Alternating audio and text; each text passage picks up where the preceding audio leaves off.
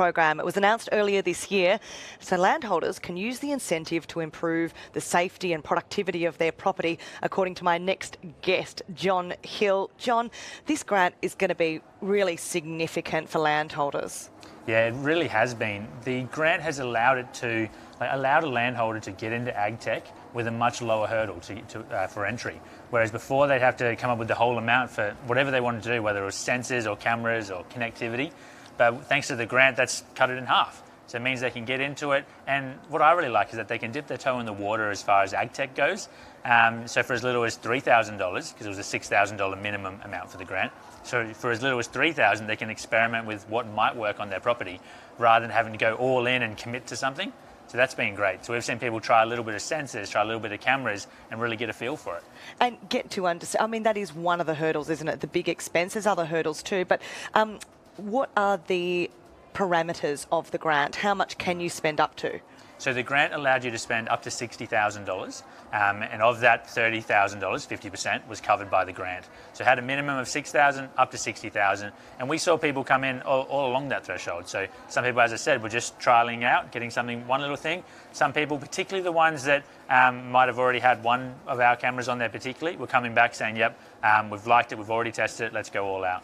You do need to be a bona fide primary producer, and what can it be used on? What can the money be used on? Oh, there's a big variety of things. Nearly all ag tech, really, as long as someone who supplied that bit of ag tech had applied and became an approved supplier. So all sorts of things from your water sensors, anything to do with connectivity, Wi-Fi spreading, cameras and all of their uses, a lot of the collars for the dairy industry, all of that sort of stuff. Yeah, really a really big variety of equipment could be used. I'm curious to know about your company, LandWatch. What do you do, and how can farmers tap in to your technology with this grant?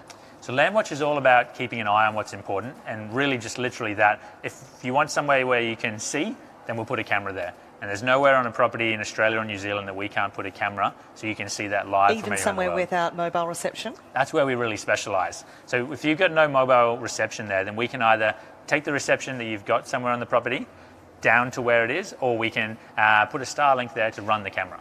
You partnered recently with a company we can see on our screens now called FarmBot. They specialise in water monitoring. How do you work in with FarmBot?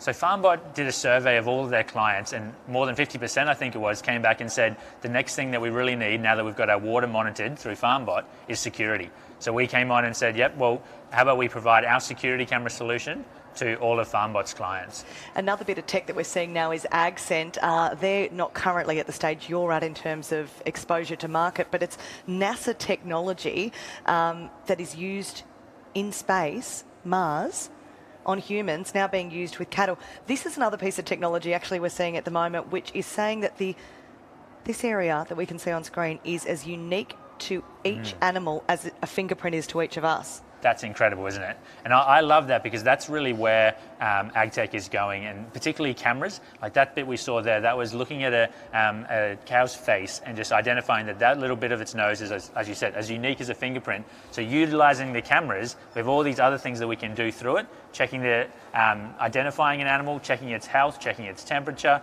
checking its overall movements, and that's really where the future of cameras is.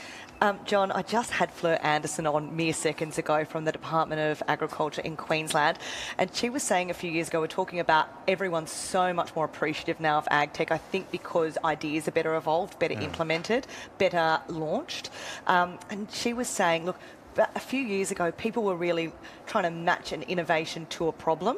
You've seen a problem and created an innovation. What is the problem? So the problem for us was you had a property as big as a European country, and you couldn't keep an eye on all of it. Or when you wanted to go away from the property, you wanted to see what was happening back home. So you put a camera there for security, for whatever it is, and now you can see it. There's no guesswork. So I was talking to someone this morning, and I said to them, do you have someone come on your property when you're not there? And they said, I don't know. So there's a problem there, and so putting a camera on there, you can actually solve that problem. And that's what it's all about. Well, can we put a cost on that problem? On theft and vandalism and issues with not being able to see around your property? Oh, absolutely. I mean, when you've got machinery and fuel and equipment on there, that cost of not being able to keep an eye on it can be astronomical. Too often we hear stories of someone coming in, not just taking the 60 litres that they might take, but taking 4,000 litres of fuel. So that cost just really can blow out. John Hill, we've been meeting with each of our guests today and putting them on the spot with some quick fire questions. If you were any breed of cattle, what do you think you'd be and why? If I was any breed of cattle, I was walking down past the back of the cattle there, and there was some there with the most amazing eyelashes, so I think I'd identify as one of those. You're rating your own eyelashes? Yeah, they are great. Thank you. I'm pretty sure it was a shorthorn, but whatever it was there, it was a beautiful animal. I met with you on Monday. You've lasted through to Friday, so firstly, congratulations. Thank you. Secondly, what would your advice be to people who come to their first beef in 2027? Oh, bring a lot of staff so you can alternate the roster, because it takes it out of you.